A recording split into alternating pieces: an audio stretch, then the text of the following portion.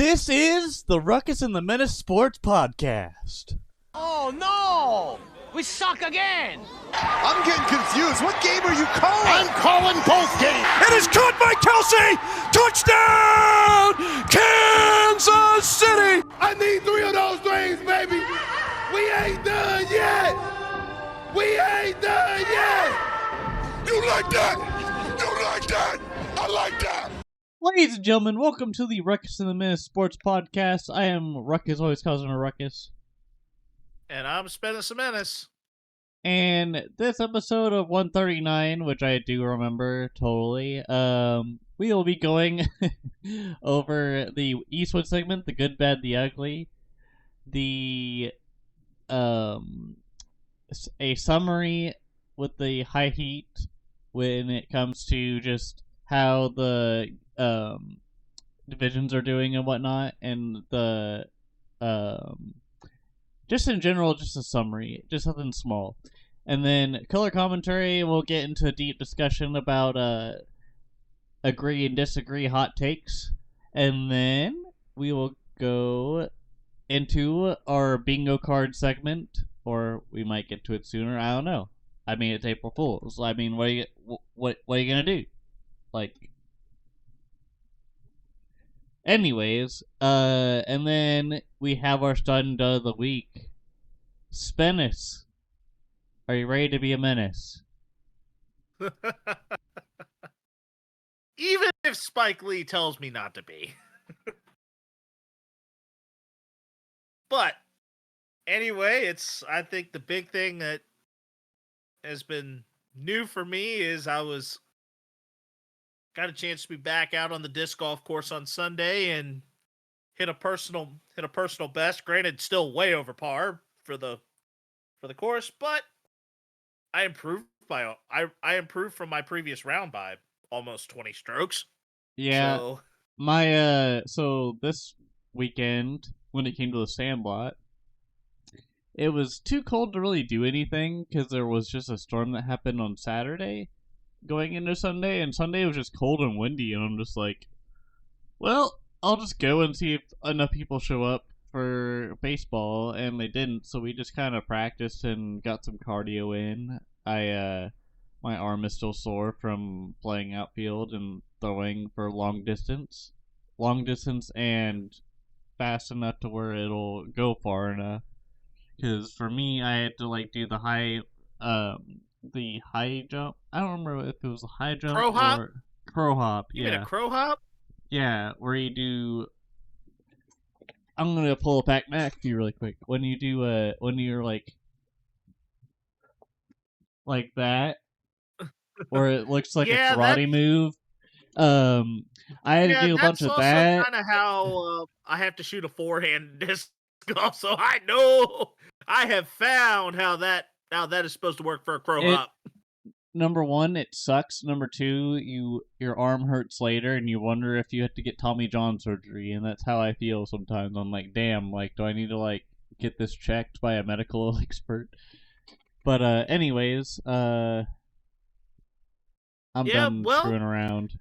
While we were gone for an episode, we officially launched our March to Octobers for the MLB The Show content that has been taking off. Ruckus, you are doing the Arizona Diamondbacks, which was a childhood team of mine, which I explained in the first episode, but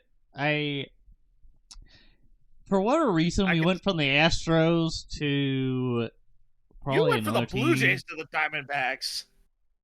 Well, I'm just saying the origin of the grade school batting or the grade school baseball club that I was a part of in the summer, spring to summer. It was mainly the Astros, I think, is how it started, and then we went to the Diamondbacks. I don't know what transpired, but either way, I am happy to play with Corbin Carroll and all these other weapons. The Blue Jays were just delusional, and I did not want to try to fix that because, who knows? Who knows what could happen in the future? And yes, I am talking about the elephant in the room, but we're not going to go farther than that. Yeah. And I then went with the Cardinals in a Redbird restoration. The Cardinals have been a franchise that, and I'm sure that Ruckus may or may not know this. Hit me. How many World Series have the Cardinals won? I'm gonna guess 4. Oh, more than that. They are 11-time champions, which is actually the second most in Major League history. The Red Sox are right behind them with 9. And they Yep, the Cardinals have won won at least 11 one of of them. the Cardinals. I think won at least one of the Red Sox victories, right? No, in 2004 and 2013, the Cardinals lost to the Red Sox. Okay. The Cardinals, I think the most common opponent that I think the Cardinals have had in the World Series has actually been the Tigers, ironically enough. Because I think they've taken out the Tigers twice.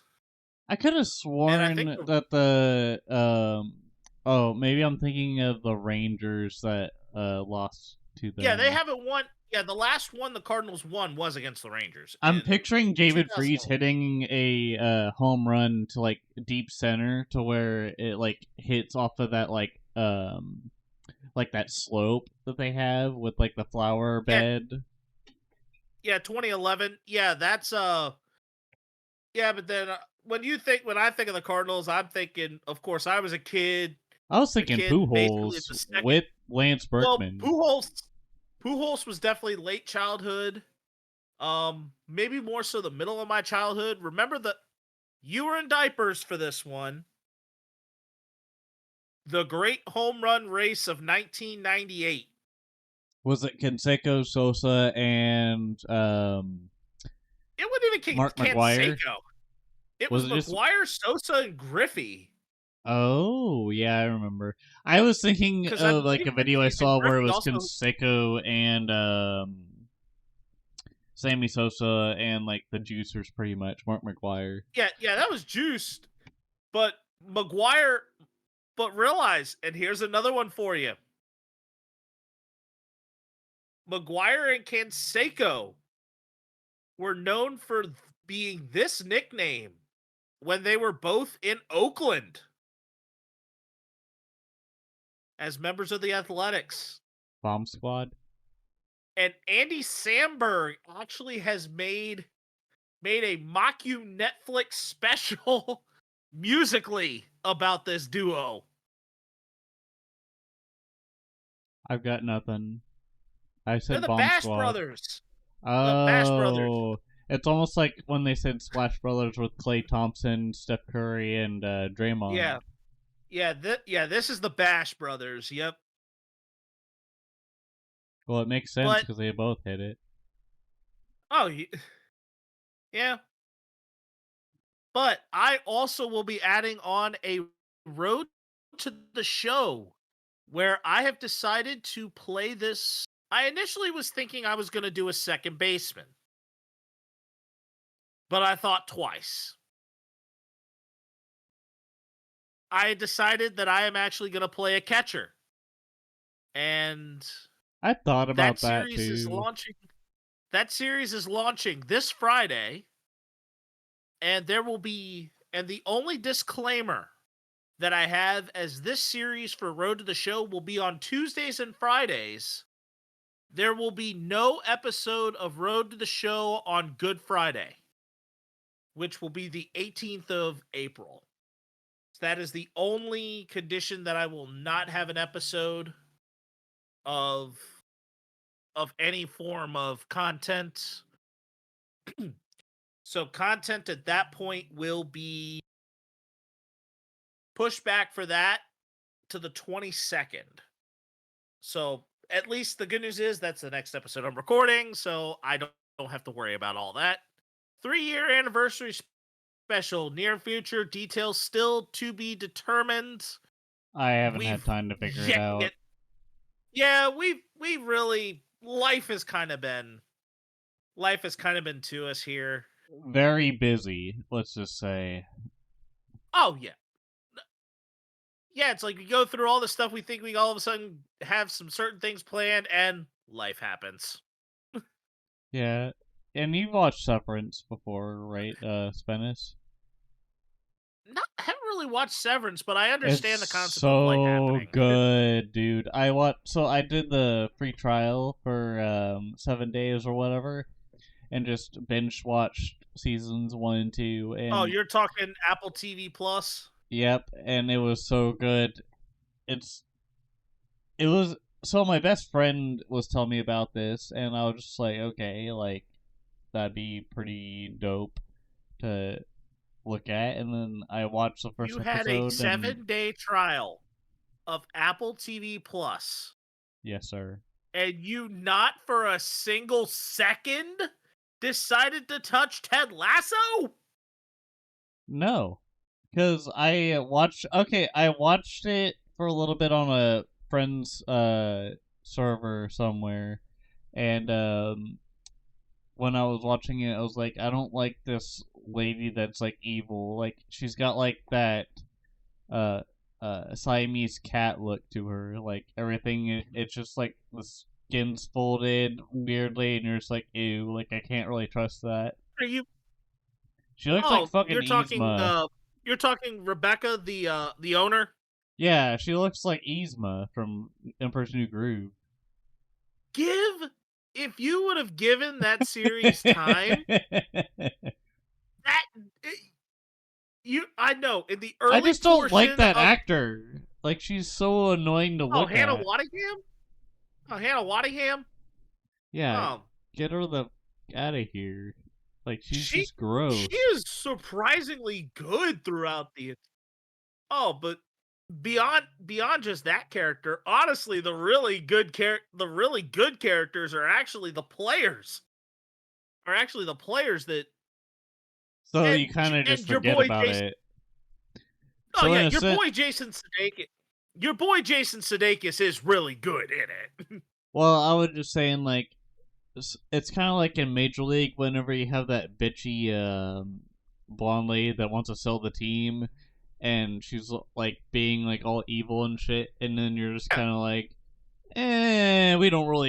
we're not really intimidated by her. We'll just go on our merry way and just keep winning just to piss her off and the organization off. And in this, with Ted Lasso, it's more like, okay, like there's more banter with Yeah, you can understand to the point where it doesn't there's matter. there's elements where Rebecca is actually a really interesting character. The actor may not be your favorite, but if you actually watched the full 3 seasons all the way through, she goes through a pretty good and healthy arc. It's like a redemption. There's a bit of that, and of course, if you were to watch the full first season through, I'm not going to give you like a major spoiler, but I'll probably watch it at some point. I've just been kind of putting it away. But Ted does have like some sort of there's a major thing that Ted does that really shifts. There's a good amount of things that Ted does that majorly shifts Rebecca's opinions and Rebecca's attitude. Yeah. But like I've said, the Danny Rojas character, the football is life, that's from Ted Lasso. And had you even gotten to watch anything involving Roy Kent and Brett Goldstein? No. Basically the one old captain that basically will drop the F-bomb as nothing short of F-bombs. Yeah, I still haven't really. I didn't get too far into Ted Lasso. I did like maybe one episode and was like, yeah, no, this isn't for me. Yeah, you gotta let that one cook, man. Yeah, it's kind of like Severance in a way, or like Better Call Saul. Like Better Call Saul makes you. It's like almost like a simmer. Like like the stove is barely on, man. Yeah, like the first episode really doesn't. It's like any other pilot. It doesn't necessarily do the whole show as much justice. And that's just how sitcoms work too. But the digression aside, we now can move on to the Eastwood segment of the good, the bad, and the ugly. You ready for me to roll it? Yeah.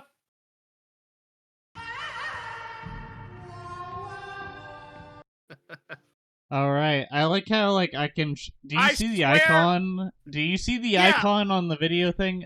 I'm sure the viewers see it too. But so if you have Discord Nitro, like the more advanced option, I pay yearly because it's like $100 for a year instead of like $10 a month. So in a But sense, in you all spend. seriousness, why does that? It's like you would think that cowboy emoji looks like Clint Eastwood. I'm It sorry, it comes is. across. It is. It looks like a borderline Walker, Texas Ranger. My God. Hold on. I'll bring it back. It is Clint Eastwood because my the guy I paid to do it was a good friend of mine on Twitch, and it wasn't Alex Man. It was actually Chaotic Newt. He did a lot of Dead by Daylight streams, and I would watch, and we had some good conversations, and we still do. Like whenever the Chiefs lost the Super Bowl 59, he posted in his Discord, "I'm sorry," and I just replied, "Bro, I understand the assignment. I'm not going to just kick a trash can around or like set something on fire. I'm going to look at why we actually lost where we lost." Yeah. Even after the drunken me of Super Bowl 59, where I was just like, yeah, man, I'm just kind of chilling, whatever. And then all of a sudden, I'm like, okay, I'm going to wait till halftime. And then that was literally me. Okay. Anyways. So, and keeping on the NFL piece here is that the NFL rules changes that were discussed in the off-season meetings, for the most part, the changes that got approved weren't bad. So, notable changes that got accepted. The kickoff rule involving touchbacks being marked at the 35 to promote more kickoff recoveries. The proposal from the Eagles got approved of a possession in overtime for each team during the regular season. The competition committee's request to add specifics on prohibited actions that would violate the unsportsmanlike conduct rule, including the throat slash gesture, simulation of firing or brandishing a gun, or displaying the nose wipe gesture. Cough, cough, CeeDee Lamb. A proposal from That's just me Pittsburgh. demonstrating it like a flight attendant. Yeah.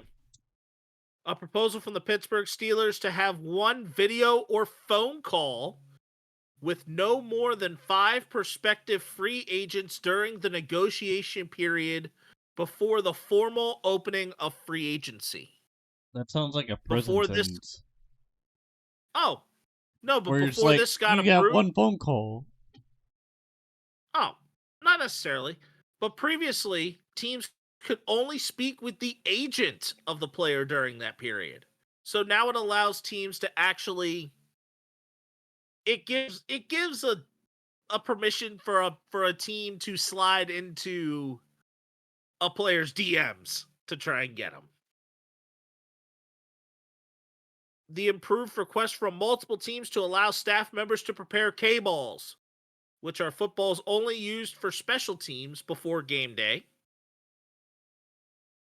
approved proposals by the competition committee to allow more players to return, designated to return from injured reserve if they are placed on IR when rosters are reduced to 53, granting playoff teams 2 more return from IR spots in the postseason, and designating point differential as a third tiebreaker on waiver claims. Tabled for further discussion was the Detroit Lions' proposal to make playoff seeding based on regular season records as the guiding principle rather than division championships. And the tush push ban was also tabled. So there were some of your exceptions, and the one that got flat out denied that should have been implemented was the proposal to eliminate automatic first down as a penalty imposed for defensive holding and illegal contact. But Sony's Hawkeye technology has been announced to measure first downs in 2025. So that is actually going to improve. I think that's going to improve football in a sense. So there were a lot of things that went well, a lot of things that didn't go so well with the winter meetings.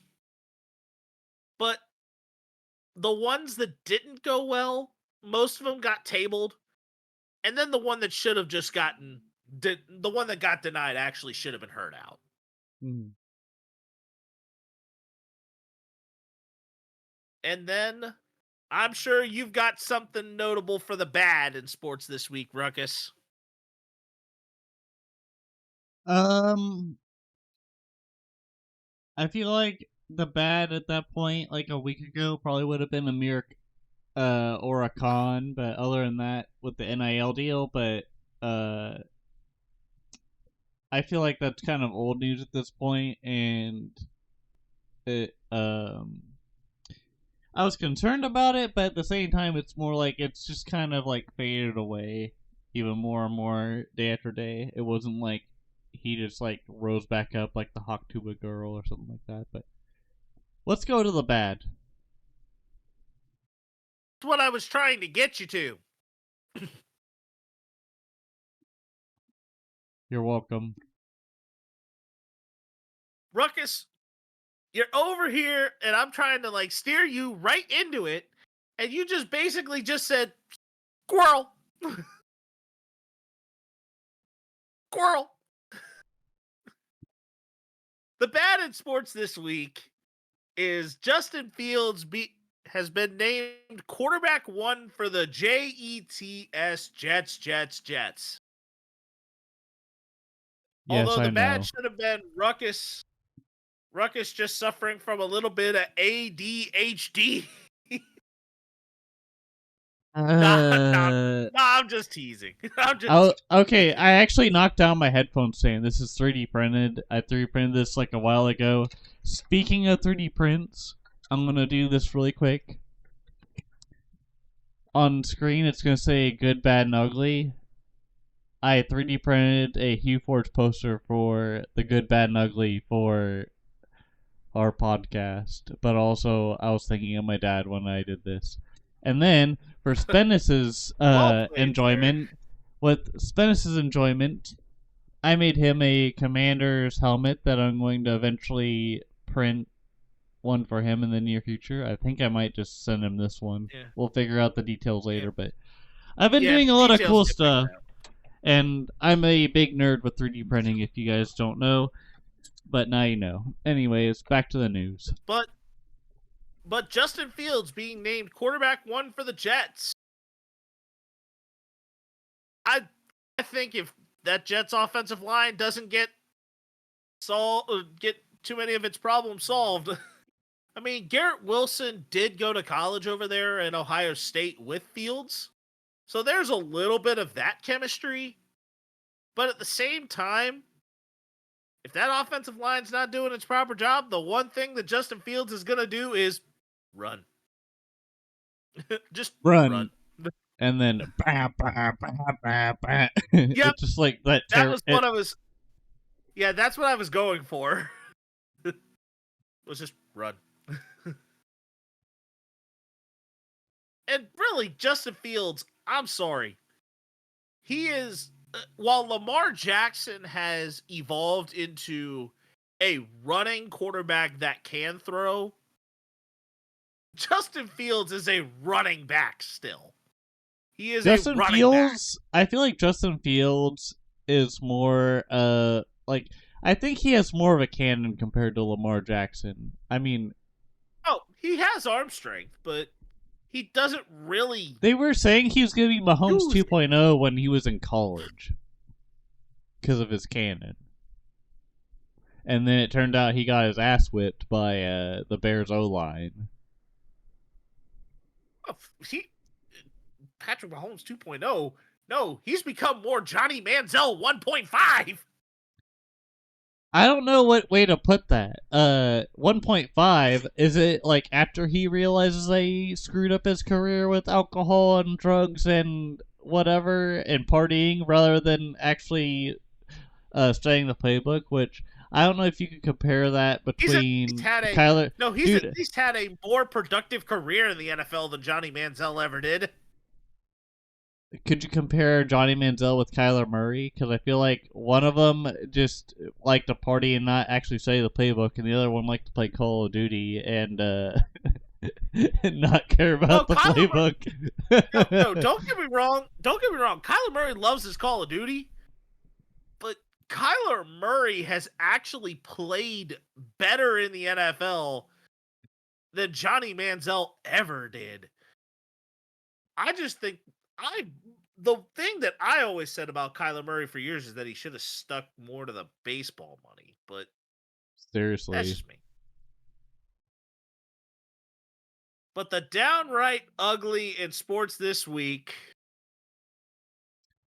and Ruckus, I'm gonna let you take this. If you haven't seen the meme or seen memes about how ridiculous this logo is for not only a affiliate for like what is the Baltimore Orioles. The Baltimore Orioles out of all teams.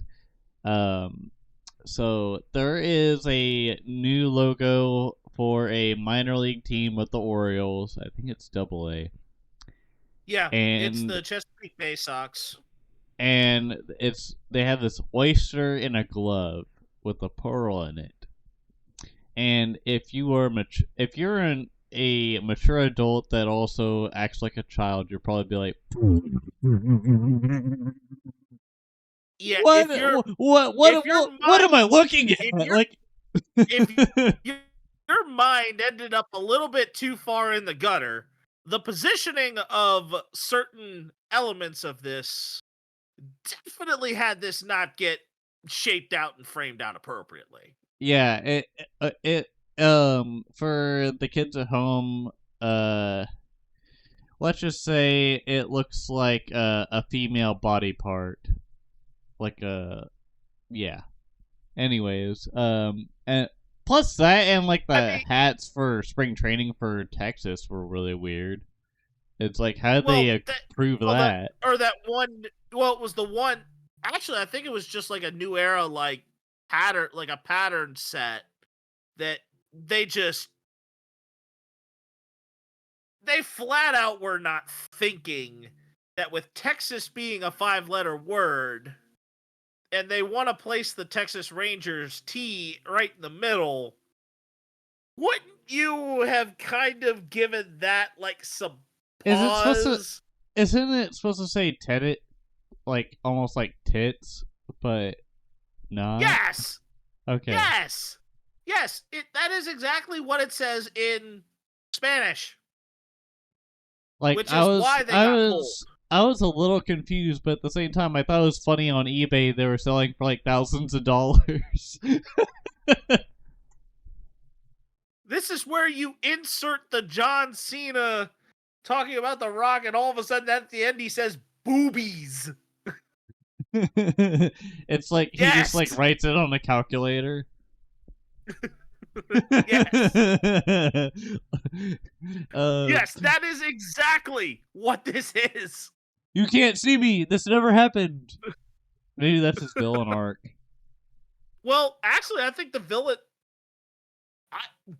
not to throw it to a digression aside, or at least too far aside, this John Cena villain arc that he's got going on right now,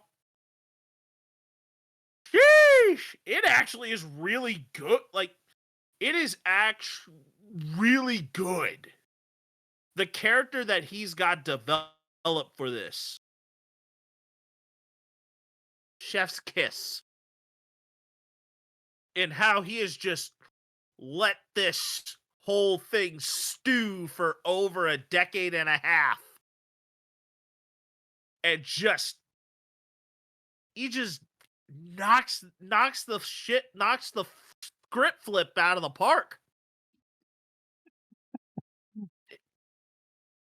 No, that's exactly what it is.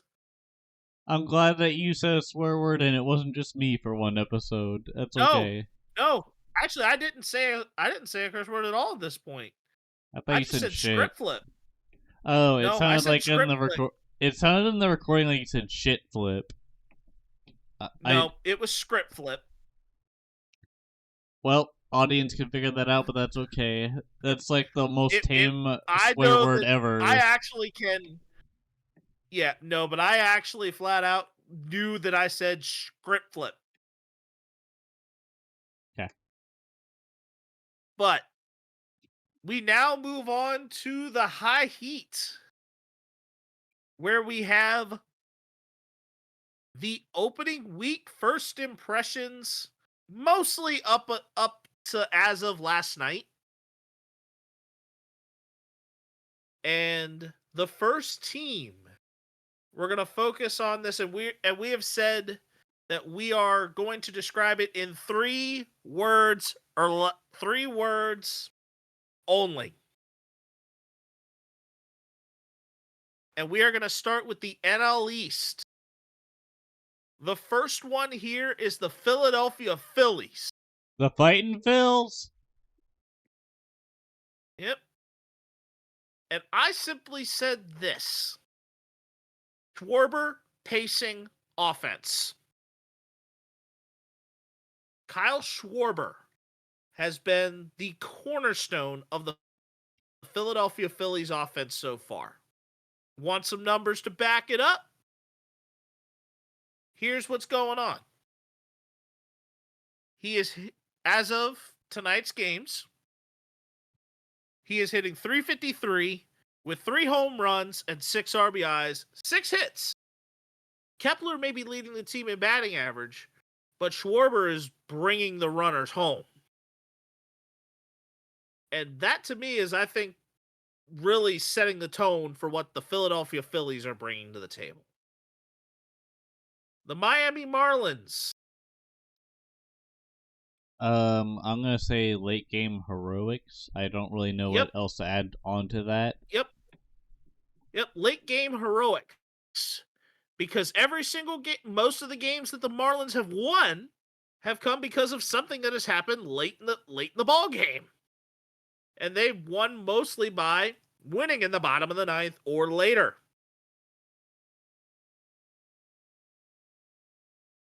The next team is the Atlanta Braves, where I simply just said stuck in park. The Atlanta Braves have just... They haven't had much luck. Oh, yeah. They're... But granted that their first 2 series... I think the other good 3 words here to throw for this first little stretch: brutal opening series. And this being plural, as there are 2 of them. The first 2 opponents that the Braves have had this season, none other than the Padres and the Dodgers. So, of course, the Braves were going to have some trouble getting started. Somebody had to. Yeah. The Nationals. The 3 words I said were learning the ropes. They are a young team, and they're going to have some struggles, especially because their notable rookie, Dylan Cruz, has only recently been called up. Yeah, they have a lot to improve on, especially because most of the talent that they tried to patch up was now taken by other teams. Josh Bell is back with with Yep. some other team, and then it feels more like a rebuilding process, kind of like what the Royals did for a while to get It truly is a rebuilding year. Yeah. And then the Mets, we'll say, where's the offense? Late in the season I mean, they when have it only matters had one most. game. Yeah. They basically have scored 1, 4, 5, 7 runs, excluding their 10-run outburst on against the Marlins the other night or the other day, yesterday. That 10-run thing was an outlier.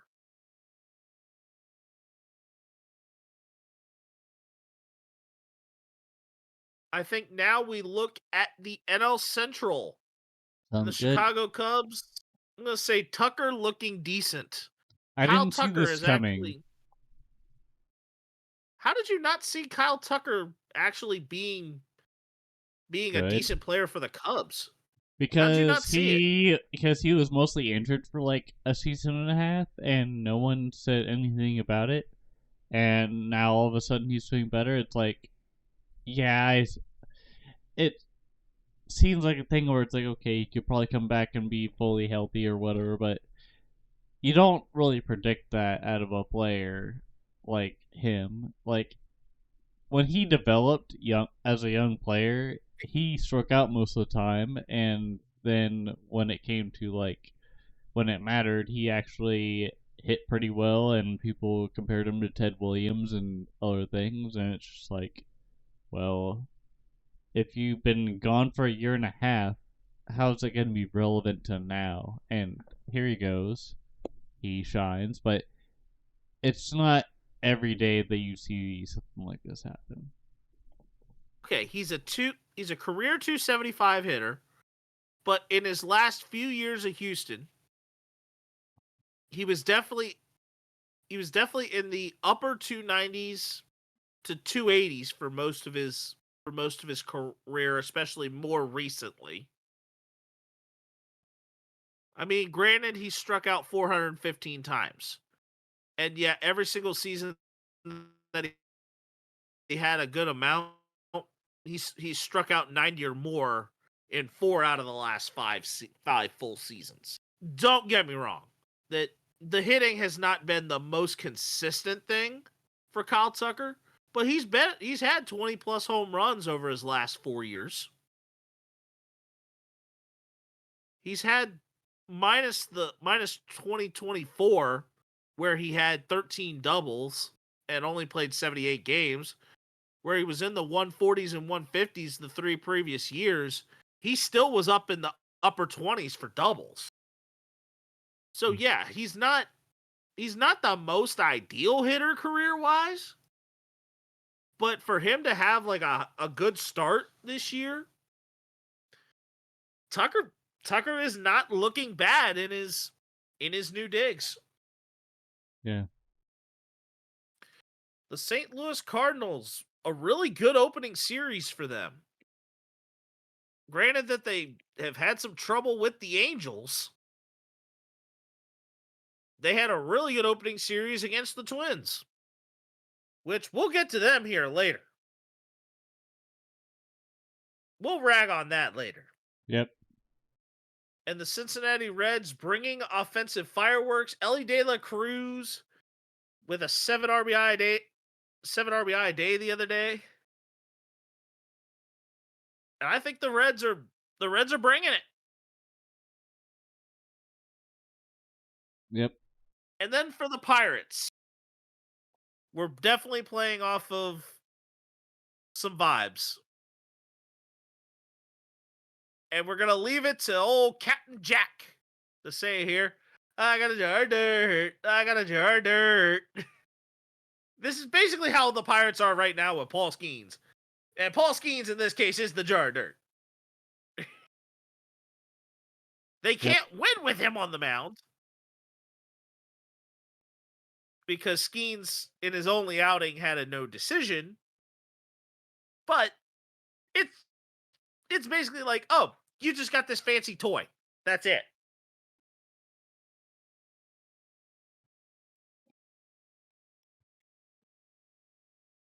And then the Brewers dinger derby pitching, as they flat out have given up the most home runs in Major League Baseball. I wouldn't be surprised if one of the minor league pitchers became a home run derby pitcher. I would say if it's a Yankee, just stick Nestor Cortez up there. Exactly. You don't need Danny Eibel or what was the guy that did it for Randy Arozarena? The guy that looked like the one that looked like he was doing a salsa dance every time he pitched. I didn't know his name. Because he also did stuff for Guerrero too. Yeah. All right. So now I am gonna let you kind of take the NL West. All right, NL West pretty easy. For the Dodgers, business as usual. Nothing too crazy. Just got Shohei Ohtani and some other backup guys like the Giants starting pitcher Yamamoto. No big deal. You got Freddie Freeman. Probably not the biggest big deal, but he got paid a lot of money, and then the Dodgers. It seems like a Hollywood cast at this point. It's almost like this super Hollywood ensemble cast that you basically have. You got like Mookie Betts. You got CT3, kind of a play on words, kind of with like Chris Paul 3 or whatever. But it's like you're sitting. It's like you're basically sitting here with an Avengers movie in the form of a baseball roster. And then you got a guy saying,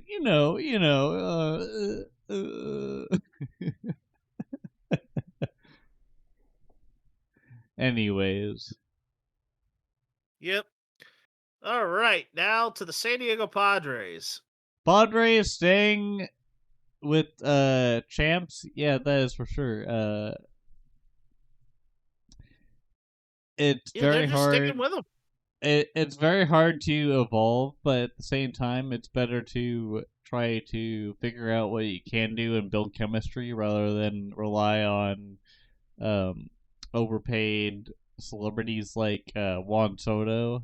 I'm calling you out because you're a shitty outfielder, but also you can hit the ball, so good for you. But also, that's kind of a blessing and a curse in disguise in the market right now. The Diamondbacks, Suarez hitting nukes. I'll leave that up to you. Eugenio Suarez. Okay, hear me out here. He only has 4 hits on the entire season so far.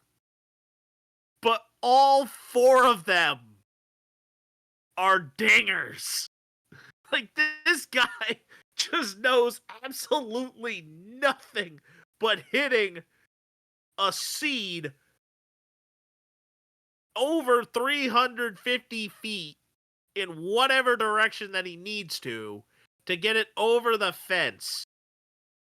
Like, all he does is hit dingers. He's sitting there like he's Big Al and just smacking them out.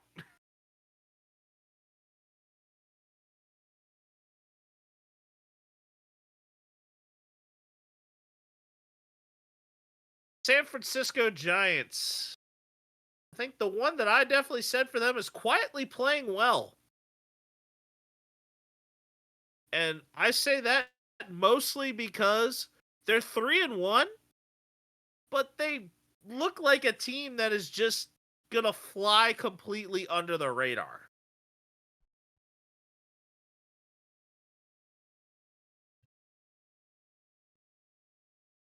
Then Colorado. Ruckus, I'll let you take that one away. Colorado is not doing so well. No surprise there. Eh, Pretty organization. eh. That's the sigh of poverty. Anyways, Oh my. Okay. So the Yankees in the AL East, the only thing we're going to say for them is see future segment. And the only reason why we say this is because we're going to be talking about one particular thing that the Yankees have kind of spearheaded in terms of the opinion here. And we'll get to that later. The Orioles, O'Neill teeing off. Tyler O'Neill. oh Canada!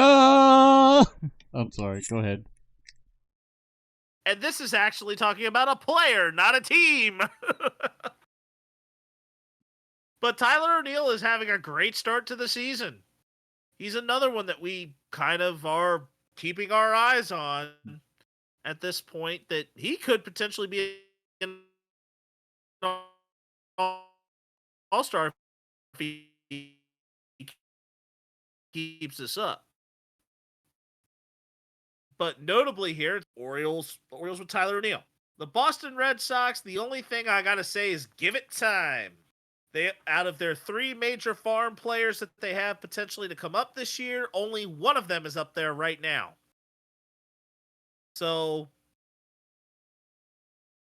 and there are certain players that are playing like complete and total bums right now that honestly, patience is going to be the biggest thing for the Red Sox right now, because April is normally not the month where the Red Sox go off. The Rays, it's kind of the same thing we say every year about the Rays. Small market savvy. They are just a team that does so much as a small market team. They just love getting a lot of the indie talent and being able to just thrive off of it. And then the Blue Jays, the major off-season moves have just made them intriguing. But at the same time, they kind of got some major.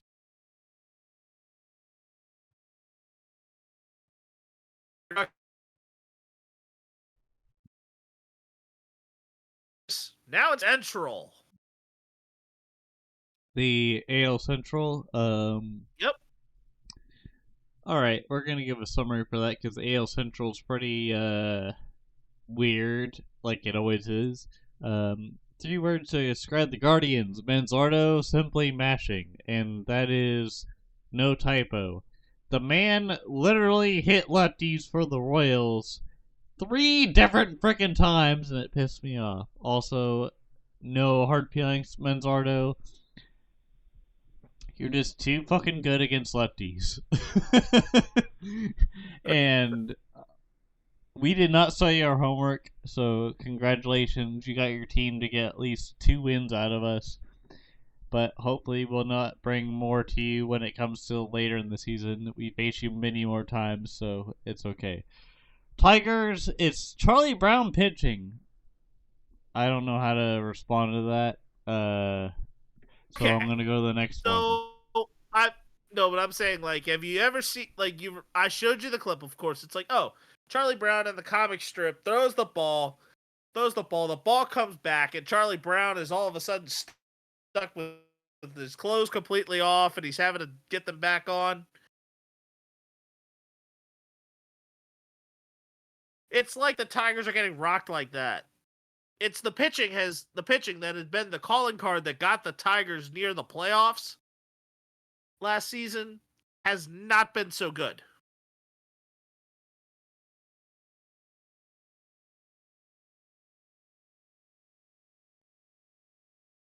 Yeah, it is what it is. The Royals, though, Yep. shockingly, their offense is doing decent.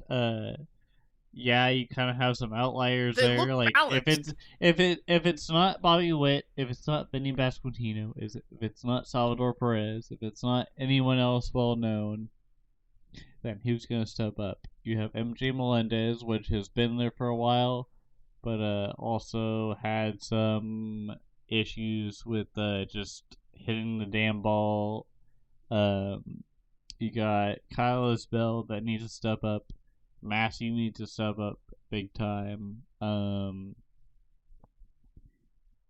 really just the rest of the lineup. Like Renfro's done pretty well. Like he helped the Royals beat the Brewers by 10 points, or about 10 points. 10 But like, runs. if you can keep that up and make it consistent, that's great. Right now, it's kind of just like, okay, how rare is it going to be to where we win by 1 point or barely beat an opponent? Because the Guardians, at the end of the day, are going to be the number one guy and always that until they they're the die. team to beat in the division. They are the Kind team of to like beat in the it's kind of division. like it's kind of like the Chiefs against the AFC West, but we digress. Yep. And then for the Chicago White Sox, we have said they're basically playing like a whack-a-mole right now. Oh, it's like they get up and then they get doinked. They get doinked back down. Then they're trying to pop out again. They get doinked back down. At least the White Sox this year, so far, they look better than some of the other teams that they were historically really bad against a year ago. And it is a shell of what it used to be there. But there is a team that is even worse than them. And it is none other than the Minnesota Twins. Ruckus?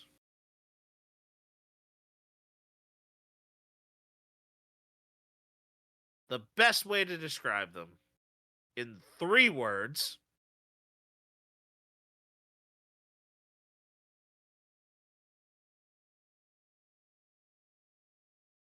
That was your cue, Ruckus. That was me being the definitely the Oh, sloth you of the were DMV. describing it. So Yeah. like, Yep.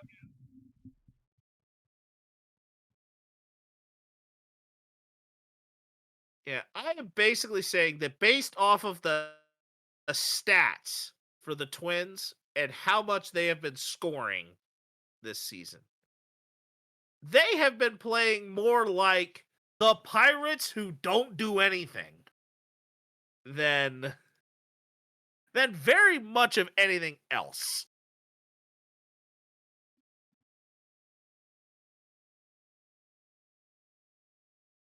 Yes, you heard me say it right. The Pirates who don't do anything. All right. And the next one here is the AL West. And the Oakland Athletic. Well, the formerly known as the Oakland Athletics. They are now just the Athletics because they have no home. The Hobo baseball team has currently been the Tyler Soderstrom show. As Tyler Soderstrom, to start out the season, has been playing great. He is another player that has currently been pacing a team offensively. The Astros. They're another team like the Giants, flying under the radar. The Mariners lacking offensive spark. The Rangers, a team that is playing tough as nails right now. And then the Angels are just right now a journeyman hodgepodge. A bunch of they're another team that you've probably heard me say this phrase a lot. They're like the island of misfit toys. Mm-hmm. And the Angels are showing it. But now it is time to move on to the color commentary, where we get to talk a few hot takes here. And whether or not we agree or disagree. And the first one that I'm going to talk about is about basketball. And we're going to go to the NBA. On Monday night, or actually, I think it might have been Sunday night. There was a scuffle that broke out between the Detroit Pistons and the Minnesota Timberwolves. Three Pistons and 2 Minnesota Timberwolves were suspended as a result of Sunday night's skirmish. Isaiah Stewart got a 2-game ban. Marcus Sasser and Ron Holland each got a game. Dante DiVincenzo and Naz Reid also got a game for the Timberwolves. However, there was debate between Unc Shay Shay, Stephen A, and Big Perk on First Take talking about the physicality of the NBA. And the hot take here is physicality or physical play in basketball needs to make a return into the NBA to make it relevant again. Do we agree or do we disagree?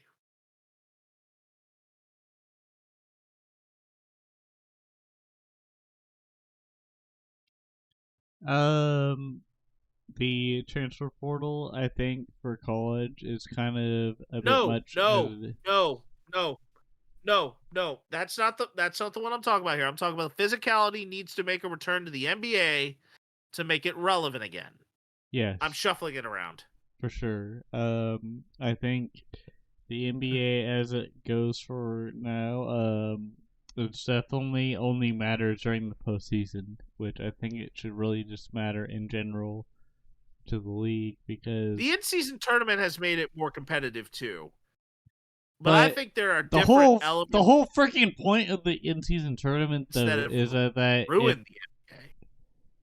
Like, the whole point of it was to get more people like entertained by the fact that it was like a bracket environment versus like just we're just gonna play a local team here like the Grizzlies, so we're gonna see how we do against them. Let's see how we do, and then it's like okay, well, cool, but where's the competitive aspect to it if that team isn't as athletic as the other and can hold up? Yeah, I think there is a degree where physicality can turn into fighting. And I think this was what I think Shay Shay, that Unc, was trying to say here. In that you can be fit, you can have a physical game without having to resort to punches being thrown and pushing and shoving. And a lot of heavy pushing and shoving and hard fouls. Like, hard fouls are a part of the game. Right. But I think the NBA could use a little more physicality to make it relevant. But I think that the other piece of it is that load management has ruined the sport of the NBA. And that players are trying to rest up and get health and stay healthy for the deeper end of the season. The NBA season needs to be shorter. I agree. In order to make it relevant again. Start the season back in December. Maybe even hold. Maybe go maybe go into November and spread it out a little bit more. I would Spread agree out with the November approach. games a little bit more. Cut out the back-to-back. Cut out the back-to-backs. So really what you want to do is, instead of focusing on possibly an 82-game season, maybe cut it down to about 64. Granted, are you going to have all the records that you had broken at that particular time? No. No. But are you going to have more players be eligible for awards because they're not playing in as many games? Because they're not playing in as many games, because there's not as many games on the season schedule to then properly be able to space out things? Absolutely. This is how you do it. Honestly, most sports seasons, no matter which sport it is, are too long. The NBA definitely needs to go shorter because load management is ripping opportunities for awards away from star players. The NFL needs to go shorter, or needs to kind of not go longer, because you have, granted, it's going to put more butts in the seats, but at the same time, how many people, other than those that are absolutely going to be die hard and be willing to spend the ticket or money for the ticket, are actually going to do so for that many games, unless you're a season ticket holder? Not that many. It's like as if I would go to sporting events only once every few years, because ticket prices are so expensive. I mean, granted, less games, yeah, it's going to make the price more expensive at that point, but the difference is that you're at least, that ticket may cost a little bit more, but you're going to have a better chance of seeing that quality player that you're wanting to see play if they're healthy. Yeah. Honestly, although physicality is an issue to make the NBA relevant, it is more so because of the other elements that are keeping players out of games and out of eligibility for awards that kind of do matter in terms of a Hall of Fame resume. That is going to affect a lot of things. So yeah, that's going to be how you make the NBA relevant again. I agree. Staying in the basketball realm, we're now going to shift over to college. The transfer portal in college hoops has killed the mid-major. Agree or disagree? I think it's definitely an agree, because if one team if one team loses and another team that won that perhaps won that area and their team is in a better state, they'll just transfer over. Kind of like what Amir Khan and Elijah White, I believe, or maybe it was... Yeah, from McNeese, yeah. Yeah, from McNeese. They, both of them transferred to NC State because of some allegations that were coming out, but also, it didn't even have to be allegations. If another team saw you as good for their team based off of certain characteristics, then they would just sign you out of the blue, and then you just become their property, in a sense. I'm not really a big fan of NIL deals because it feels so loose. Like, there's no requirement. It's just like, okay, like, you just get $300,000 just by being a manager and whatnot. Like, yeah, like, good for them, like, for getting the money, but it's just more like, how far can you go with these NIL deals to where it's not, like, fraudulent or over the top? That's kind of where I was with the Amir Khan. Deals, yeah. NIL deals have hurt the game of college basketball. However, the transfer portal, if you were to look at the results of this year's NCAA tournament, March Madness is not necessarily looking so mad anymore. There's not as much pandemonium. There was not as much pandemonium this season than there has been in years past. Mid-major teams thrive off of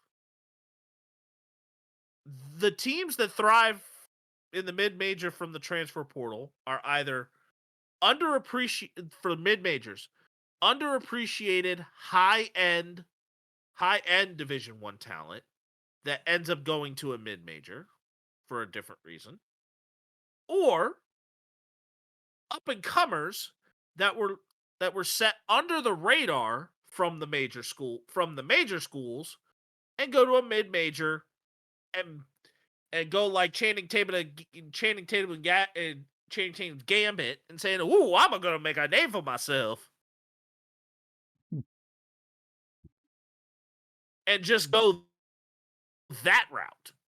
But a lot of those players in those mid-majors then are like, "Oh, now a big school has gotten some notice. I'm now going to transfer and get out of there and go here."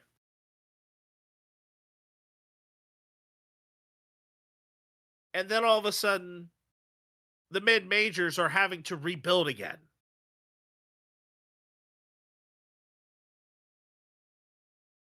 Where the transfer portal is allowing college players to transfer freely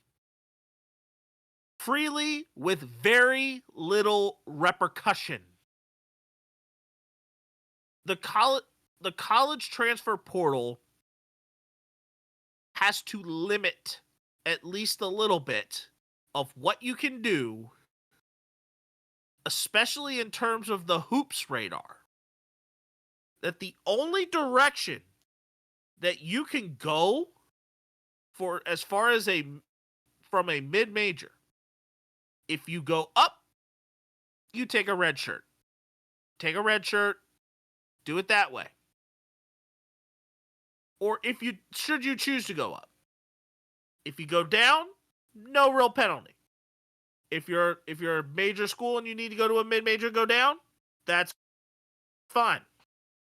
If you're becoming a grad students are definitely an exception to this. Where, yeah, if you become a grad student and decide to transfer that way, that's fine. That's fine. The grad student doesn't necessarily have to have a penalty if they've got a year of eligibility left.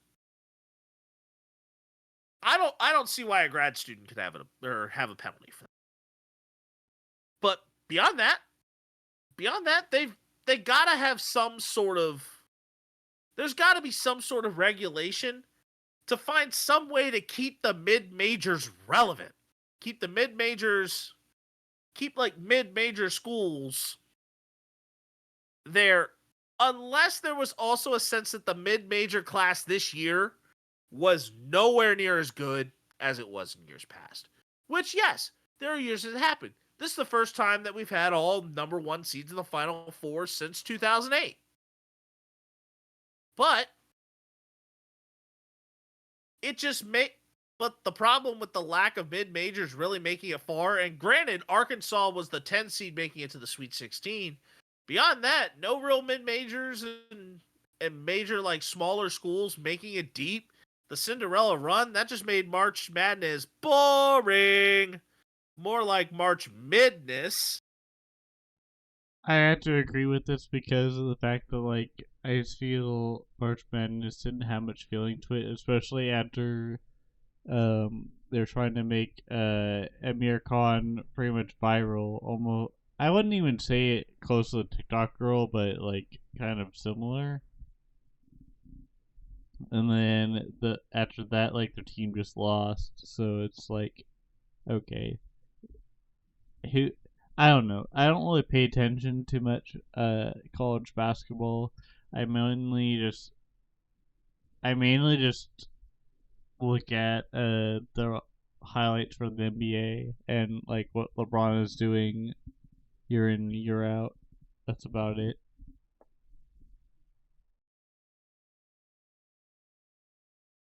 Right. And then, last but not least, the latest trend that has been going on in Major League Baseball is this concept of a torpedo bat, where the barrel is moved from near the end of the bat down toward the label because hitters have been hitting it from closer to the label, and those hits from that point are hitting barrel, which means you're hitting the ball further, more home runs, and more home runs have been hit off of swings that, from an ideal baseball bat, are more likely to saw you off rather than actually go for dinger. But the question here is, the MLB, or the hot take here is, the MLB should take an even closer look than what they have before into the torpedo bat. Agree or disagree?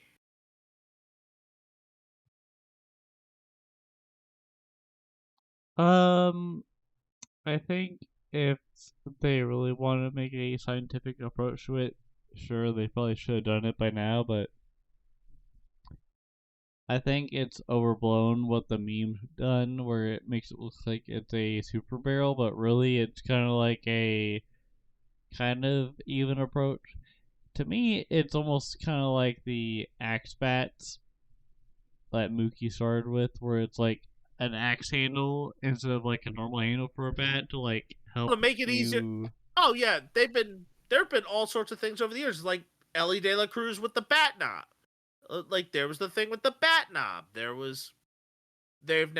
now finding the parameter, the technology to be able to move the barrel of the bat down. But the biggest thing that has gone on with this, and yes, the one thing that has been noticed with this is that they're staying within Major League Baseball rules parameters. Yes, this bat is not the most visually appealing thing in the world. It looks more like a taller version of what I would throw a 16-pound bowling ball at for my high school years, and what I would throw balls at for 10 years. They look like bowling pins. They look like table legs. But they are staying in bounds within the rules that MLB has put in place. Unless there is absolutely something that says, oh, this needs to really go away because it is becoming completely rigging of a system, of which it's mostly just not a big deal. Like, it doesn't look as big of a deal. It just doesn't look pretty, and people could complain. But if you're staying within the parameters of what a bat should be, I see nothing wrong. Because if they were to put bans on the torpedo bat, there would be a whole bunch of other things. If they were to ban this thing, there's a whole nother can of worms that is gonna be opened.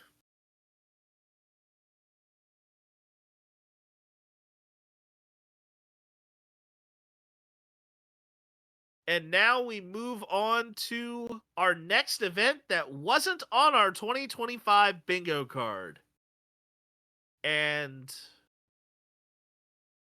it just so happened to involve the Chicago Cubs. Carson Kelly, a catcher for the Chicago Cubs, hits for the cycle, becoming the first Cub to do so in 32 years. The concept of this is not that it's a Cub hitting for the cycle, is that a catcher, normally not necessarily a winning combination for speed, gets a triple involved in the cycle. Because normally the catcher, it's like, oh, single, pretty straightforward.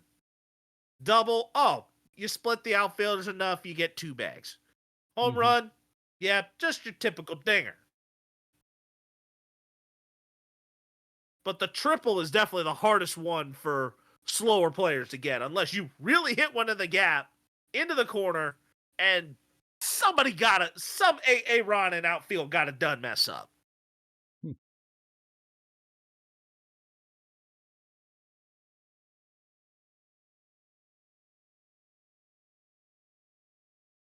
Stud dud. Alright, so my sudden dud. Let's see here. Alright, so my stud is Chris Bubich having a very surprising start to his season with 8 strikeouts. As far as last year goes, he was mainly good in the bullpen, but I mean, in previous starts as a starting pitcher for the Royals, he's been kind of spotty at best. But I'm giving him the stud because he had a very good game against the Brewers yesterday, as we definitely scored and helped him out. But 8 strikeouts to start out his spring or his start at the season as a Royal, that is pretty damn good. Hopefully he builds on that. My dud is the rumors of the Royals building a stadium in the old Sprint campus in suburbial Overland Park. The rumors were started last week, and they kind of caught traction, but then, like, near the end of the week, the rumors were shut down, and not much was said after the fact. So, obviously, that is a rumor, and we'll see what happens and where the Royals actually fall. But I'm not too worried about that. Okay, so my stud for this week, it may be older news, but this was impressive enough that I absolutely had to put it there. My stud this week goes to San Antonio Spurs forward Sandro Mamukelashvili for making the most of 19 minutes on the floor, scoring 34 points, the most for a player in terms of scoring in less than 20 minutes of playing time. And on top of that, having none other than Flavor Flav crash your interview in a 120-105 victory over the Knicks. No honorable mention, but I do want to give a special shout out to the Spring Mills Cardinals this season here in the great state of West Virginia for winning your first boys basketball state championship as well. Proud of you guys there in Spring Mills. I know I didn't get to see you guys play, but they were definitely the best team in the state all year in Quad A. But my dud this week goes none other to my own Red Sox designated hitter, and who really wanted to be a third baseman, Rafael Devers, and his performance to start the season, as he has struck out 15 times and has not recorded a hit all season. It's like, you know how I was saying that the whole thing with the Red Sox right now is that they got some players playing like bums? This guy was definitely the biggest bum over the last few there. Yep. And that is going to do it for our April Fool's episode of the Ruckus and The Menace Sports Podcast, episode number 139. I'm Spence the Menace. And I am Ruckus, never causing a ruckus. It's your fault. It's always your fault. And I'm never going to take credit for it, even though it is my fault. Anyways, we'll see you guys. Sure. We'll see you guys in the next one. Yep, catch you on the next one.